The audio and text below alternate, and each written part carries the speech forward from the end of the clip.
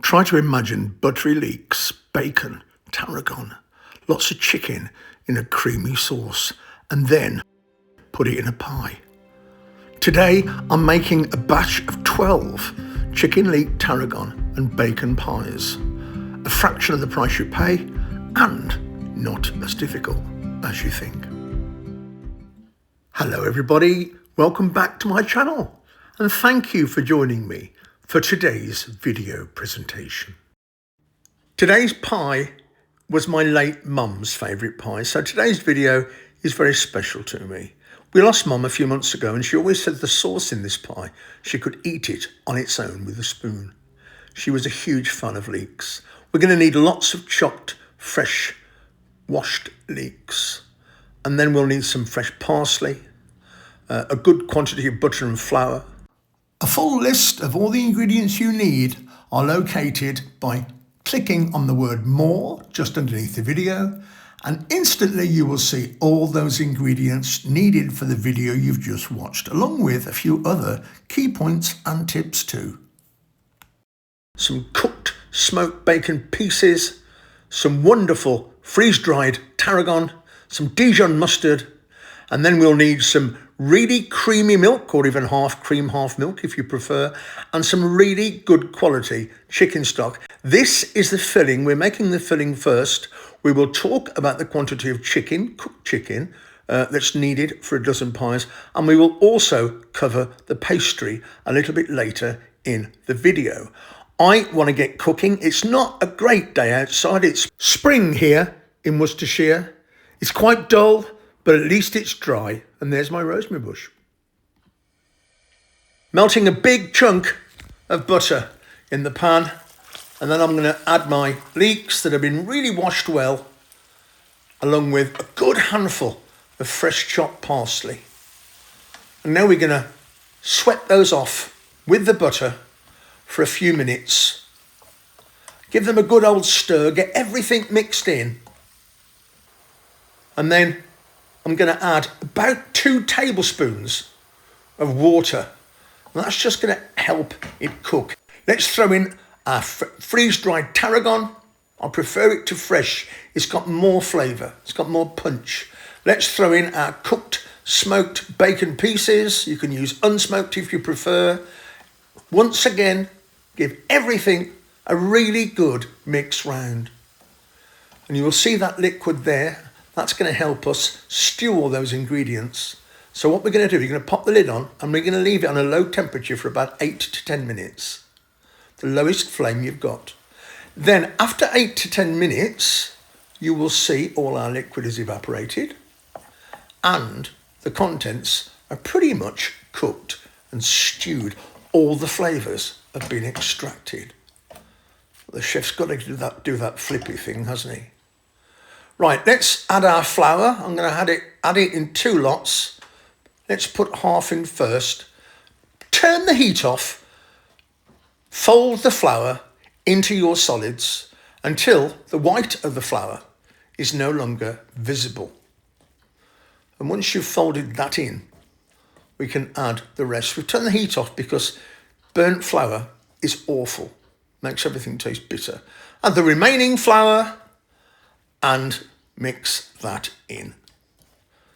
And when everything's mixed in nicely and there's no flour left, you can't see it at all, we can then pop the heat back on a low temperature and we can think about starting to add our liquids. And obviously this is in the style of a bechamel. We're making a roux first with all our solids in there, and then we're going to add our liquids slowly.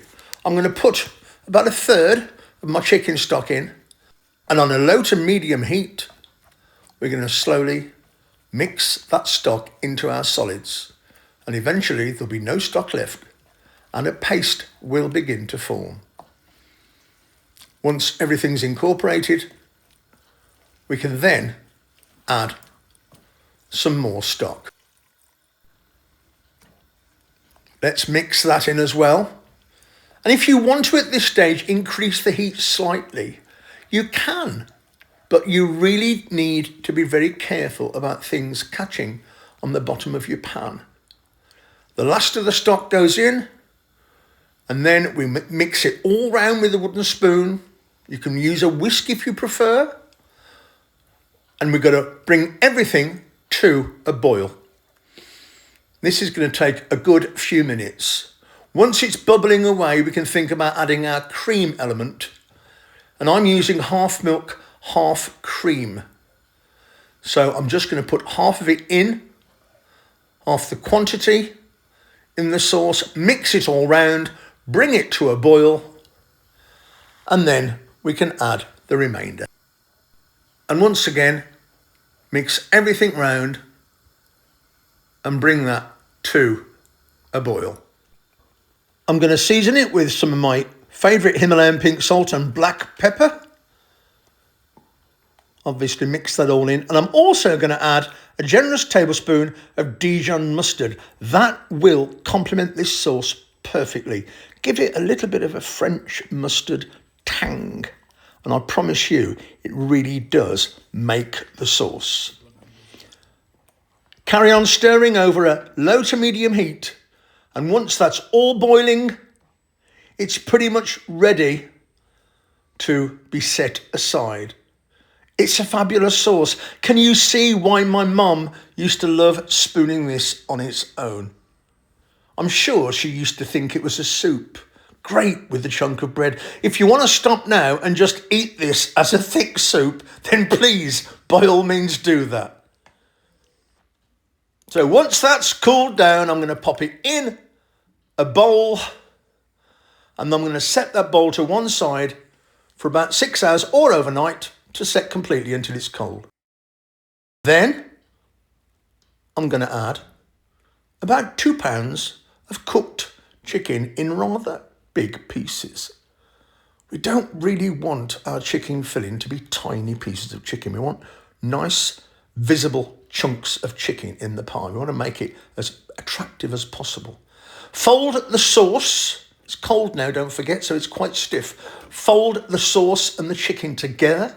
Make sure the chicken's really well blended into your Leek bacon and tarragon cream sauce.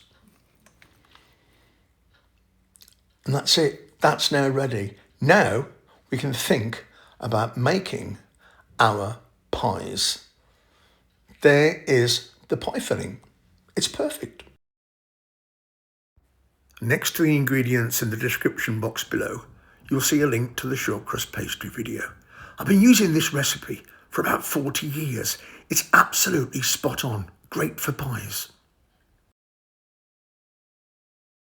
Making the pies is a straightforward process. The base I like to roll out to a 1/4 inch thick, generously fill it, brush the rim with water, top it with a 1/2 inch thick lid, and then obviously trim off the surplus. You can choose whatever decoration you want. Very often I just use a thumb print on the edge of the pastry. I always like to decorate the pies. Very, very important to make them look pretty.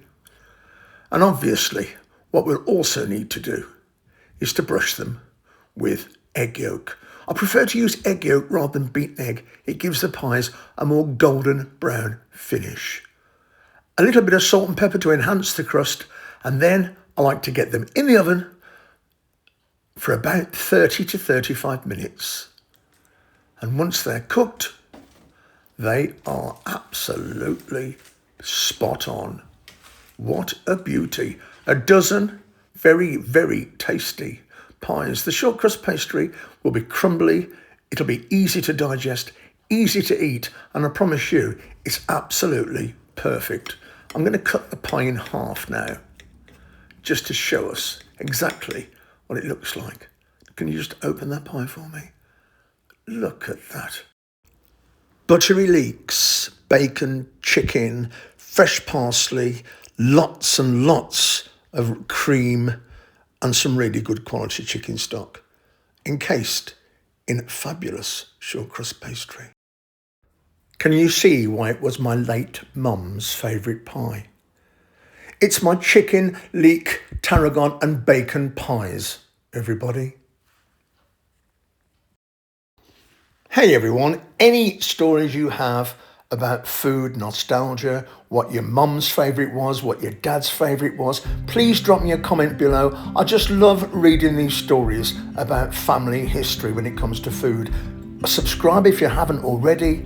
Don't forget to share this with your friends and smash the like button. It's absolutely huge for us.